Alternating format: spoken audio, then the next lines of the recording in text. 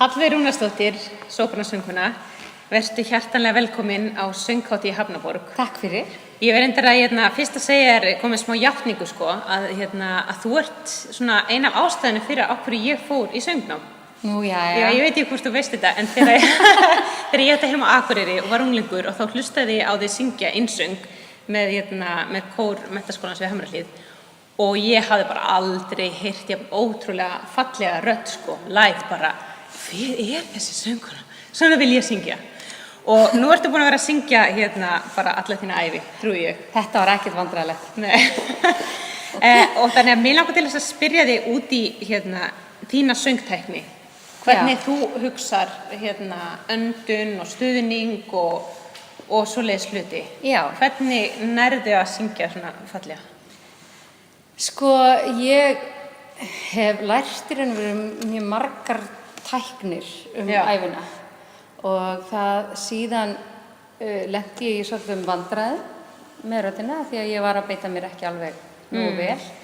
Svona, ætli séu svona 12-13 ár síðan ég fór að lenda í smá vesinni. Þá fór ég til nýs söngkennara sem heitir Jón Þorsteinsson og hann í raun og veru bara umbylti algjörlega tækninni minni. Og hvernig þá? Hann kennir eftir raddtækni sem heitir Lichtenberg. Já. Og mér finnst það rosalega góð tækni, augljóslega, annars væri ég ekki að syngja eftir henni. Hlýtur að virka. Já, mér finnst það. Mér finnst mjög margt í þeirri söngtækni mjög lógist. Já. Í raun og veru snýst Lichtenberg að stórum hluta út af það að tappa inn á það sem líkaminn kann. Og fá líkamann til að virkja í raun og veru öll hljóðsvæði líkamanns eðlilega. Þannig að allur líkaminn í raun og veru býr til hljóði. Öll bifhárin, ég veit ekki hvernig hljóð verður til þegar bifhárin fara að hreyfast inn í þessum gítarkössum sem eru út allt í okkur. Þessi hljóðsvæði sem að mynda hljóði. Brjóstkassinn, náttúrulega gríman og ennið og allt það og nakkinn. Og svæðið milli herðablaðanna, öll þessi svæði. Og í raun og veru gengur þessi tækni rosalega mikið út af það að þetta sé eins náttúrulegt og laust í raun og veru og hægt er. Þannig í raun og veru segi ég stundum að gamni við nemendurna mína, ef að hugsunin er svo að allt frá mittin og upp er laust. Já. Og eða það að segja, auðvitað er alveg spenna í vöðvunum, en spennan kemur á eðlilegan hátt, þannig að ég spenni ekki vöðvana í raun og veru fyrir ofan mitti meðvitað, heldur þegar maður andar inn og opnar og ég anda inn þannig að ég opna í raun og veru allt niður, alveg niður. Þannig að þú hugsar mjög djúpt niður. Já, mjög djúpt og aftarlega í raun og veru. Hugsar þá inn í bakið líka? Algjörlega, mjög mikið og alveg bakið og mjóbikið og til hliðana. Það er þessi rosalega mikla opnun niður líkamann í staðinn versus það sem að við mannfólkið og við sérstaklega við Vesturlandabúar lærum þegar við erum unglingar er að anda vitlaust. Já, anda hátt þá. Af því að við erum öll svo stressuð og maður finnur að ég get alltaf tappað inn á hvenær ég er orðin of stressuð og þarf að fara að taka mig frí. Af því þá finn ég að þegar ég er að syngja, þá anda ég aðeins að grönt. Þá veit ég að ég þarf að gera eitthvað. En í raun og veru, svo er maður auðvitað að nota alls konar vöðva. Ég segi það ekki, sérstaklega í neðri hlutanum, þar er ég, þegar maður er að syngja stóra hluti, þá auðvitað er maður mjög spenntur og líka þegar maður þarf að syngja veikt og svona, þá er maður auðvitað með spennu í neðri hlutanum líka mannum. Talar þá ertu þá að hugsa svona, eins og fyrir neðan þindina, í magavöðunum allavega niður eða líka í lærunum? Nei, lærunum og rassinu sérstaklega, af því að eins og náttúrulega Ítalinn segir cantare al culo, að það þarf að koma bara, þegar maður er að syngja þessi stóru tóna, þá þarf maður bara það þarf bara allt að fara í gang. Þannig að þú notar þá líka vöðvana í lærunum? Algjörlega, og það líka hjálpar auðvitað til þess að ná jarðtengingunni sem að því að auðvitað þurfum við einhvers staðar frá þarf orkan að koma og hún kemur auðvitað neðan úr jörðinu, maður þarf að sækja hana þangað og upp í gegnum í raun og veru neðri hlutana líkamannum og síðan er allt bara laust og opið hér. Og hvernig hugsaðu svo til dæmis eins og kannski tungu og háls og mjúka góminn? Sko, í raun og veru, af því að nú ég sópran, ég í raun og veru alltaf að syngja á óeðlilegum stað.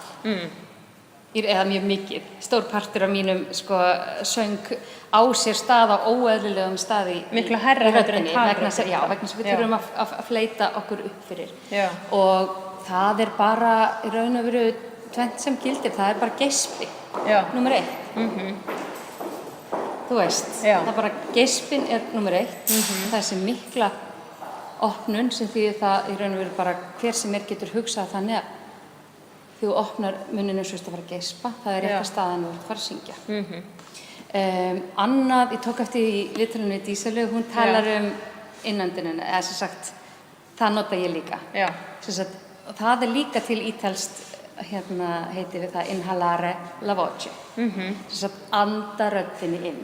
Já, þetta eitthvað sem bara gríðarlega góð hugsun. Þetta loftið ekkert að fara inn. Þú ert að meina þá þegar þú ert að syngja að þá ímyndir þér og sért að anda inn. Að loftið sé að fara inn en ekki út. Já. Og hvað heldur að gerist þá þegar þú... Sko, það bara fókusur á loftflæðið. Já. Og það það sem gerist. Og það fókusur á loftflæðið þannig að fókusin í röddinni verður meiri. Í raun og veru. Og já, sem sagt, þannig að í Lichtenberg þá orðið spennu losun miklu algengari heldur en spenna. Já. Og mér finnst alltaf svona, þegar ég er búin að kynna mér þetta og þegar ég verð stór, þá langar mér rosalega að fara til Lichtenberg og læra aðeins meira þetta. Það eitt sem til dæmis talað í sambandi við þindina. Já. Þindin ósjálfráður vöðvi. Maður getur ekki látið þindina að gera neitt. Við notum alltaf þindina þegar við erum að anda inn. Já, en málið þetta ósjálfráður vöðvi, þannig að þegar í raun og veru skrítið þegar sagt við mann, þú veist, notaðu þindina. Já. Af því að maður getur ekki látið þindina að gera neitt, maður alltaf bara nota maðurvöðvana. Já. Skilurðu? Og auðvitað náttúrulega notar maður neðri magavöðvana og alls konar vöðva í grindinni og til þess að styðja við tónin. Maður gerir það auðvitað, enda má það fyrir neðan mitti. Allt sem fyrir neðan mitti má. Og auðvitað gerir maður það. Já. En það samt svona, kannski hugsunin aðeins, hvað ég segja, að það gerist meira náttúrulega heldur en að maður sé að spenna vöðvana til þess að koma tónunum út. Skilur hvað ég fara? Það sem svo bjánulegt við þessa tekni, þetta bara svo bjánulegt, að því auðveldar sem það að syngja, því betur hljómar það. Já. Þá færum við kannski mest út úr því minnsta. Já, það ofsalega góð í raun og veru samt hugsun að hafa. Er það ekki þessi ekonomía bara í rauninni í söngnum? Þessi ergonomía í líkamannum og bara, þú veist, einmitt að allt sé að virka, allt sé að spinnast. Já. Og raun og veru gengur teknin út af það að virka sem mest yfirtóna flæðið. Já, og hvernig gerur það? Bara með því að... Ímyndar þau eitthvað ákveðið? Nei, þetta bara raun og veru að syngja eftir þessari svona, bara passa að tóninn sé laus. Já. Og vegna þess að ef hann þvingaður, þá klippist ofan af yfirtónum. En ef maður næri að láta hann flæða hann sé laus, þá byrjar það rátt. En finnst þér meira að heyra að tóninn sé laus eða finnur það? Maður náttúrulega má ekki hlusta á sjálfan sig syngja. Það alveg bara. Þannig að þú leita meira eftir því sem að þú finnur? Maður bara finnur sjálfan sig syngja. Já. Maður verður að finna sjálfan sig syngja og þú veist, ekki hlusta. Það alveg banalt að hlusta í þessa átt. Þetta eitthvað sem mjög fyndið stundum að kenna nemendum af því að þeir skilja þetta ekki strax. Þangað til allt í einu fatta þetta. Og það þegar ég að syngja mjög stóra, háa tóna, ég heyri bara suð, ég heyri bara í eyrunum, ég heyri ekki til tónin sem ég syngja. Og heyri kannski heldur ekki hljómsveitinni eða píanónu eða þeim sem að spila eða eitthvað? Jú, maður kannski heyri það. En þú veist, ekki í sjálfum sér. Þú veist, ekki tónin út úr sér og í þessa átt, þannig að við heyrum svo skakt í okkur sjálfum. Já, við náttúrulega heyrum í gegnum mörg og bein. Já. Og notar þú þá einhverja aðra manneski sem þú treystir svona á mikilvægum augnablikum? að hlusta á þig? Eða notar upptökur, tekur sjálfa þig upp eða eitthvað svoleiðis? Til þess að svona bara að fá staðfestingu einhvern veginn á því að...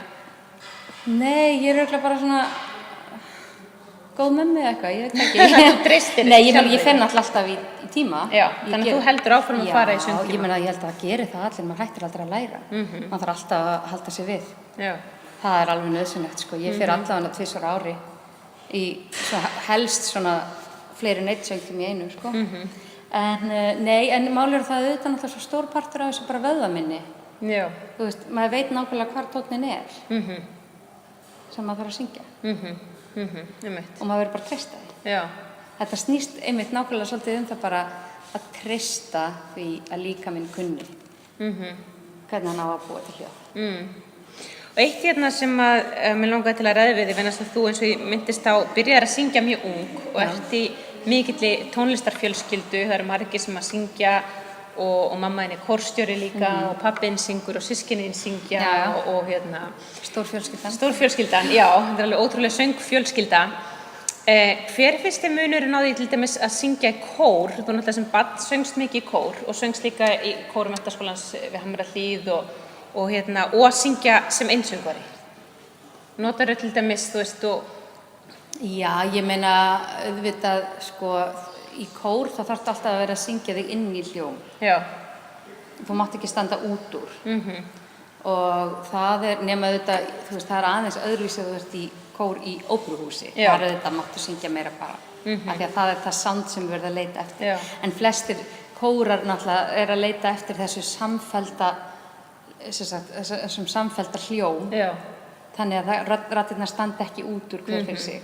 Þannig að þegar þú til dæmis kannski varst byrjuð að læra að syngja og varst að syngja með víbratói en varst kannski að syngja í kór sem er ekki með víbratói, tókstu þá til dæmis víbratóið af? Já, algjörlega. Ég meina, ég syng ennþá með kórum og ég syng mig ennþá algjörlega inn í hljóm. Og minnkarðu þá víbratóið? Já, verður að gera það. Og er einhver séns fyrir þig nokkuð að útskýra hvernig þú syngur með víbratói og hvernig ekki? Ég fæ mjög oft þessa spurningu, sko. Hvernig syngur maður með víbratói? Gætir útskýrt það?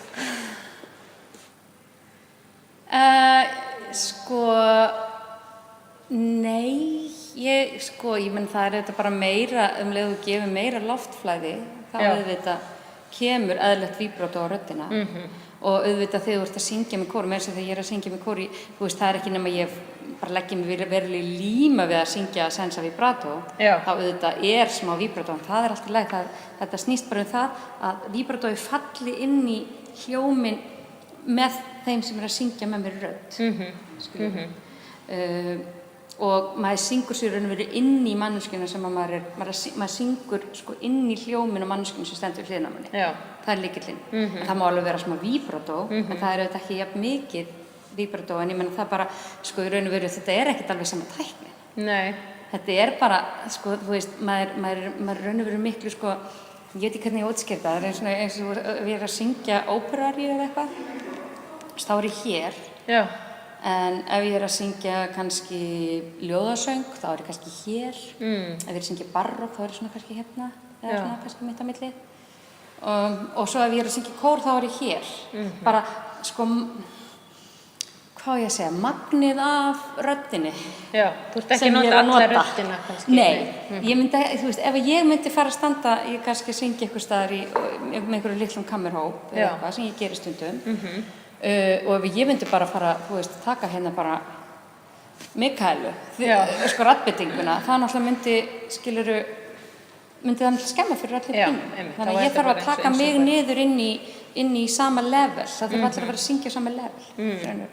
Og ein hérna kannski síðasta spurning, því að því að þú ert sópran, ég er menntasópran, ekki með háa rödd. Hvernig syngurðu mjög háar nótur? Hvernig ferðu upp, þú veist, á hæstu nótunar? Það er bara þetta sem ég var að tala raun og veru áðan, þessi rosalega miklu geispi, rosalega mikla lyfting. Á mjúka gónum. Á mjúka gónum, alveg eins bara hátt og hægt er. Hugsa niður líkamann. Hugsa ekki ef þú sér það fara upp. Alls, það er náttúrulega hættan að þegar maður hugsar að fara upp, þá náttúrulega eldi barkakýlið upp og lokar fyrir. Já, en aðalega barkakýlið og lokar fyrir. Þannig raun og veru alltaf að hugsa bara, þú veist, barkakýlið niður. og svo náttúrulega fókusinu bara hér. Það kemur hérna út hverfið. Á efstu nótunum? Já. Eða bara á svona efsta sviði? Já, þegar þú ert komin upp fyrir kannski, hvað ég að segja, A. Já. Þá er nefnir bara fókusinu komin, hann að dingla sér hérna út hverfilin. Hverfilin, já. Heyrðu, takk hérlega fyrir þetta frábæra spjall, Hallveig Rúnarsdóttir. Og ég hlakka mjög til að hlusta á þig syngja Grieg, Volcom og Arnold Schönberg hér fyrir laugardaginn 8. júlí. Mér langar samt að segja eitt ef að fólk verður eitthvað skelkað við að heyra Schönberg. Arnold Schönberg, því að hann náttúrulega er aðalega frægur fyrir að semja mjög framsækna nútímamúsík. Þá er þetta sem sagt ekki þannig. Nei. Heldur er þetta ómerkilega músíkin sem að hann skrifaði til þess að lifa. Já. Hann sést þetta kabarettlög. Og þau eru sjúklega skemmtileg og sem sagt, þetta var það sem að hann skrifaði, raun og veru var að skrifa þetta á meðan hann var að þróa 12-tónateknina til þess að eiga fyrir Saltigrautin. Fyrir kabarett klúbba í Berlín. Já. Og þetta eru fáránlega skemmtileg lög, sko. Ég hlakka mjög til að hlusta á. Takk fyrir. Takk.